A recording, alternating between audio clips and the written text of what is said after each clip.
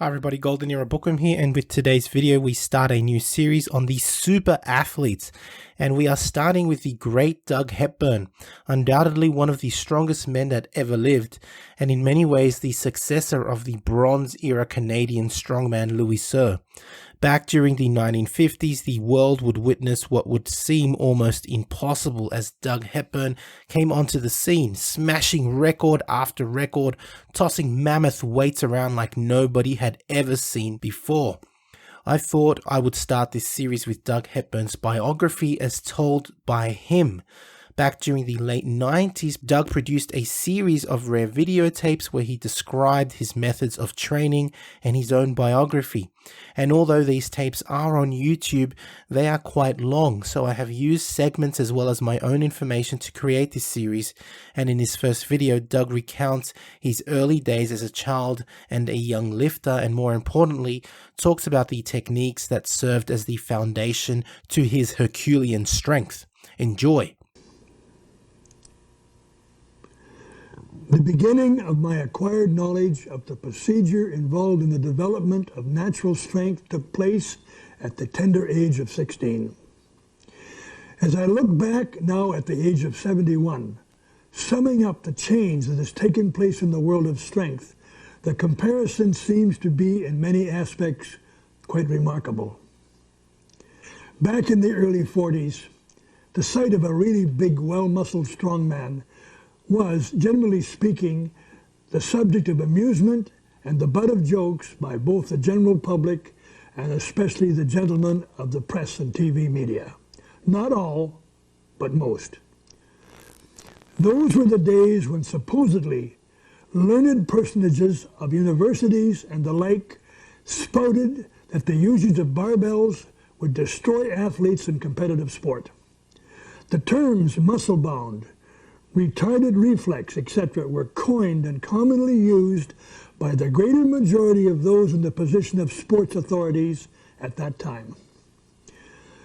Their actions bring to mind the situation of the eunuchs in an oriental harem, aptly described as they see the trick performed every night, but they can't do it themselves.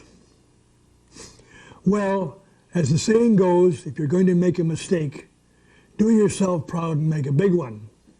What I find amusing is that some present-day individuals of the same ilk as the pre-mentioned old-timers who are now ensconced in the institutes of learning, the remnants of which are smugly extolling the merits of barbell training. Please note, I have no wish to appear offensive or cynical. If it seems that way, I apologize. I simply want to state the facts as they occurred at that time, long ago, and call a spade, as it were. The truth will out.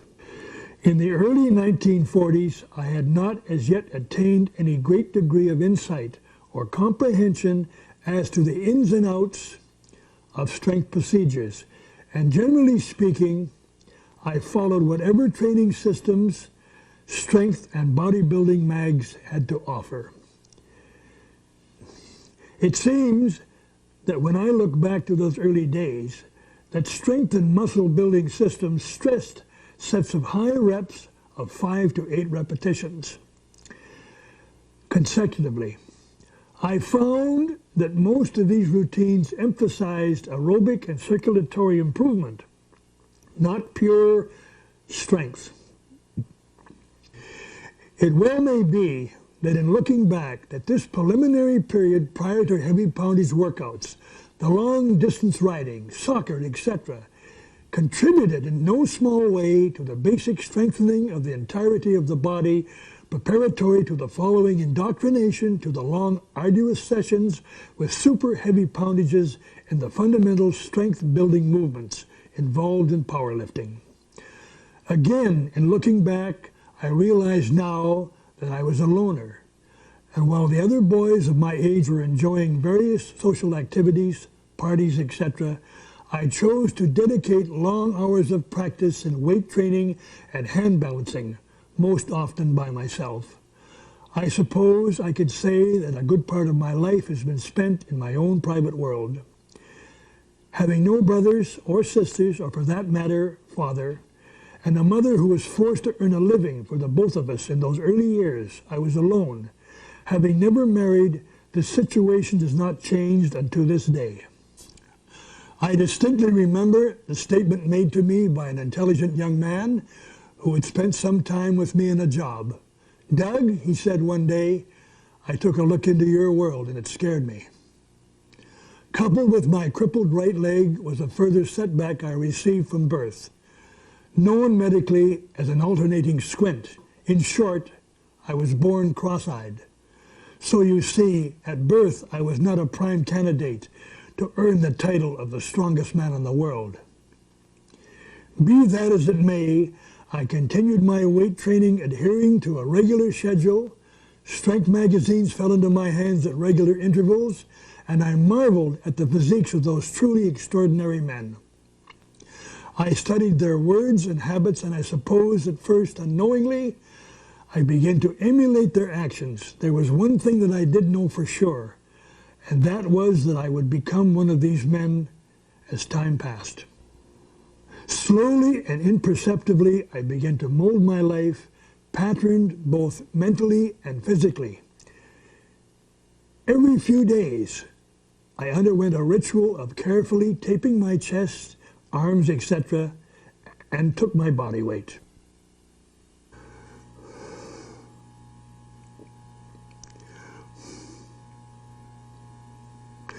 How things have changed in our world of today.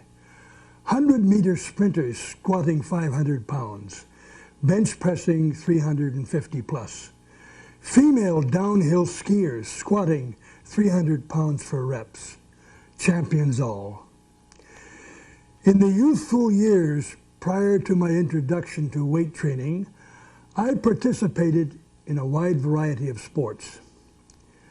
I enjoyed bike racing, and although I was immature, I won a medal in a half-mile sprint against much older, experienced riders.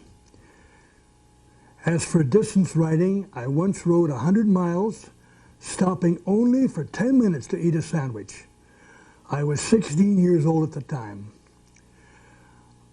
Interspaced with the riding, even at an earlier age, I played soccer, even with a permanently crippled right leg, acquired at birth. Despite this handicap, I could kick the ball a great distance, much to the amazement of numerous players in various team games. The same ability showed itself in throwing a baseball. In my first outing as a junior league, I struck out 16 batters with nothing but a fastball. It is interesting to note that I acquired this ability by throwing a tennis ball aiming at a jam tin nailed to a garage door. During gym classes at school, an instructor initiated me into the fundamentals of tumbling and hand balancing. Of the two, I preferred hand balancing, and in time I became quite adept at this sport.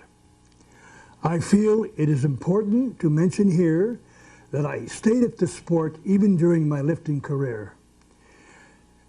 And as a lifeguard at our local beach, during my spare time, I devoted many hours performing full presses in a handstand position on beach logs at a body weight of 260 pounds plus. I could easily perform 10 consecutive reps on certain days when the beach was quiet. I would do as many as 30 sets over a relatively short period of time. I am mentioning this as I fully believe that this practice developed my extraordinary ability in overhead pressing with weights, etc. Also, I did not fully realize at that time that I fell upon what I now believe to be the keystone of strength. An extremely high number of sets performed consecutively with the same poundage. As time passed, I increased the intensity and duration of my workout routines. Coupled with this was a much greater volume of food intake, especially in carbohydrates and liquids, and especially milk. My daily visits to the scale showed regular increases in my body weight, and the taping of arms, chest, etc. showed sizable gains. I knew then that I was on to something quite extraordinary, although I was still in the dark as to what was happening and why. Along with all of this were flashes of the feeling of potential energy or power yet untapped. And at these yet rare moments that I could not predict, I could increase all my training poundages by as much as 20 pounds. Unknowingly at these times, I was, you might say, introduced to the vast reservoir of what I now choose to name explosive power. In the following years, especially those peak years, I experienced this phenomenon quite frequently, wherein I elevated poundages far beyond even my expectations. I vividly remember one of these occasions in 1954 that was both dramatic and humorous. It is also to be mentioned here that at the point in time, the world record Olympic press held by myself was 381 pounds.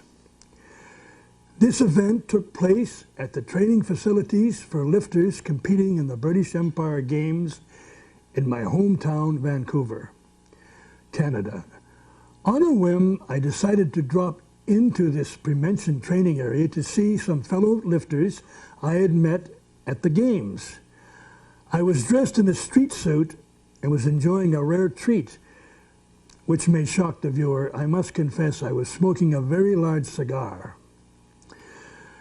I must have been a sight walking into that gym, 315 pounds large, smoking that huge cigar. I suppose you could say here that I had that feeling that one of those rare occasions was about to occur in a big way very shortly. As I surmised, my lifting buddies were all there. 3 members of the Jamaican national team with whom I had struck up quite a friendship. All right?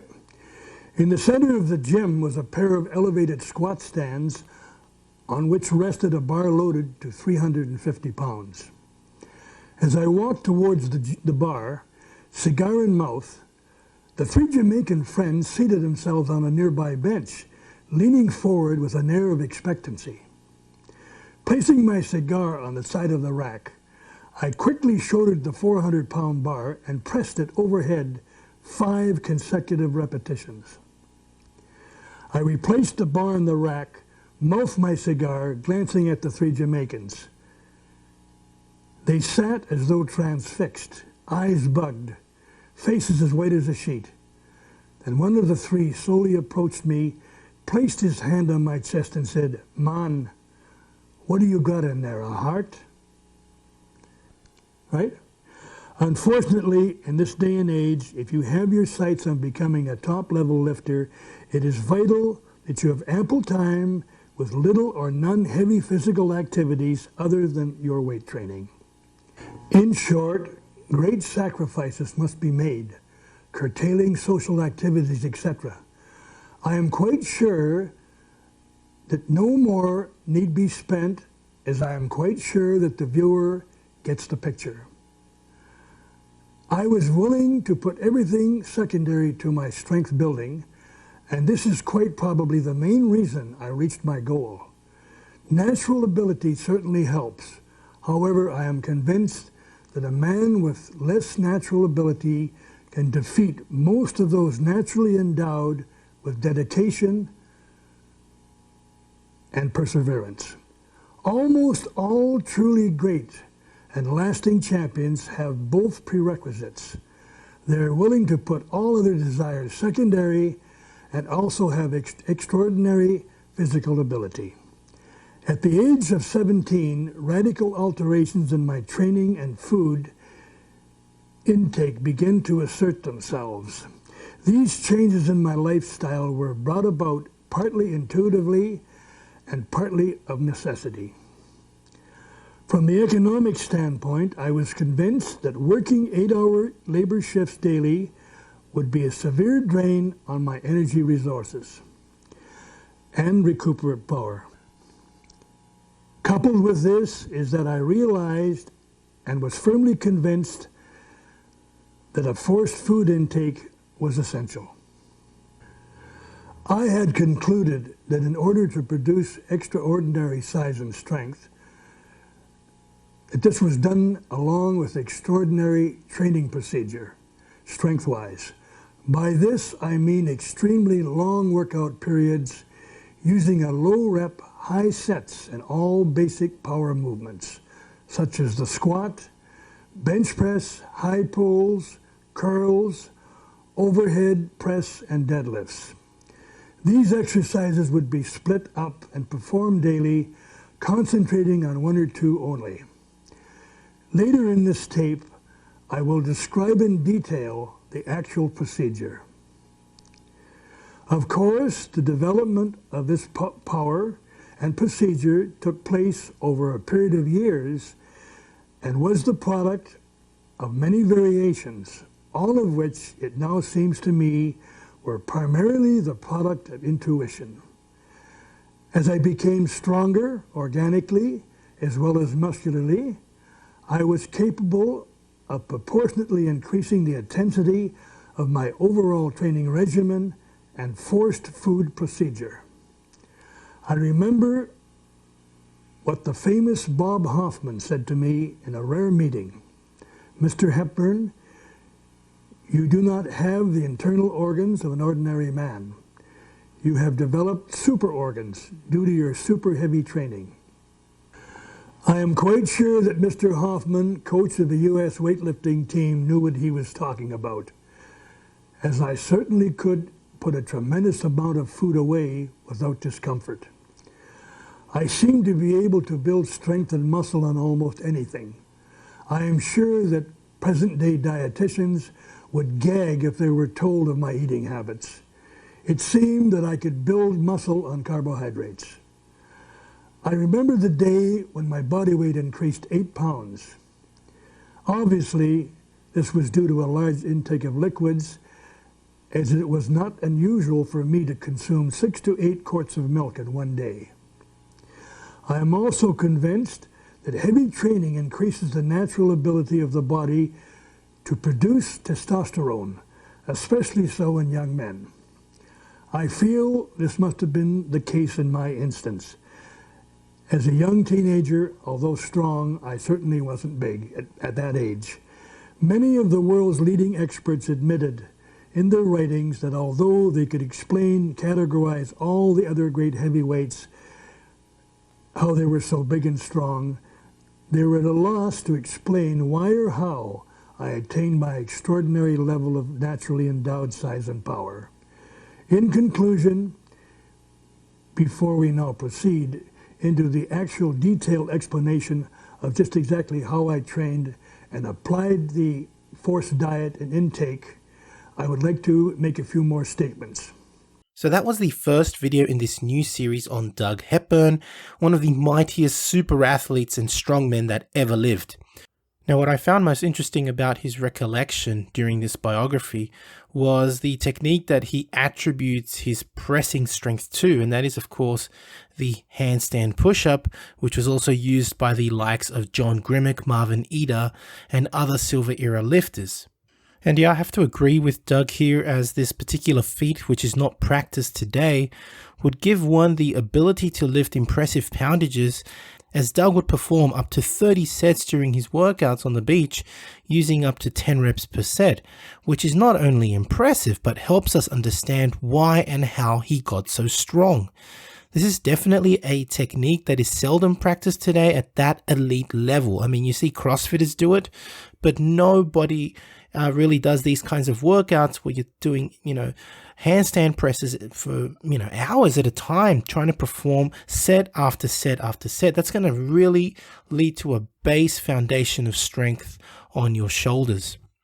Now, Doug Hepburn also briefly touched on his method of training, and as he put it, his forced eating method, which I will discuss in greater detail in future videos. However, to introduce the concept, Doug's methods of weight training basically involved using very heavy weight for high sets of low repetitions and he would recover and grow by progressively increasing the meals that he ate as greater physical demands were made on his body by the ever-increasing weights he was using. Following this biography of Doug, the next video will be showcasing his earliest routines, of which he learned from Charles A. Smith, who was one of the greatest trainers ever. And in particular, I will be presenting Doug's earliest pressing routine that allowed him to press 385 pounds in 1951, as he was nearing the 400-pound mark. Anyway, I do hope you have enjoyed watching this video, and if you have, please give the video a thumbs up, subscribe if you haven't done so, and please leave me your comments. And also click the bell button to be notified of future videos. And yeah, personally, I'm really interested in what the audience thinks of these incredible athletes. I am certainly impressed at the incredible capacity of such human specimens such as Doug Hepburn, and will enjoy presenting this new series on the super athletes, with also Paul Anderson to come early next year, which I am starting to already gather lots of information on, and I'm really getting excited about this too. Anyway, that's it from me. This is the Golden Era Bookworm saying bye for now. The complete collection of Doug Hepburn's courses is now available on www.goldenerabookworm.com and is recommended for those looking to increase their numbers in the major lifts. Doug Hepburn was regarded as one of the strongest men of all time, possessing superhuman strength.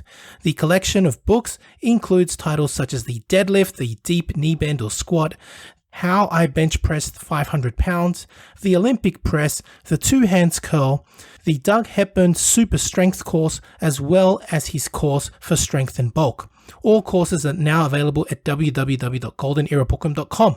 Online training is now available, including my new program, Novice to Classic, a program geared towards beginners and novices looking at developing a classic physique, as well as Classic Cut, geared at those who wish to lose weight and gain muscle fast. Details available at www.goldenerabookworm.com. Need a bodybuilding poster for your gym or office? Then check out Ironman Magazine archive.smugmug.com for the highest quality posters on the planet. Scroll through the galleries of all the legends, including greats such as Arnold, Frank Zane, Sergio Oliva, Serge Nubret, Tom Platz, and Larry Scott, and much, much more, and select your poster now.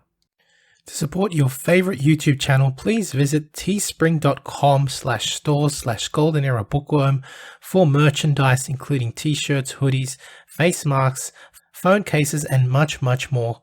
Once again at teespring.com/stores/goldenerabookworm. Become a patron at www.patreon.com/goldenerabookworm for hard to find books, scans of rare photos, and articles on the golden era of bodybuilding. To take full advantage of my collaborations, use code GEB20 with nspnutrition.com and vincegeronda.com, as well as code bookworm12 at osl.com for a discount at checkout.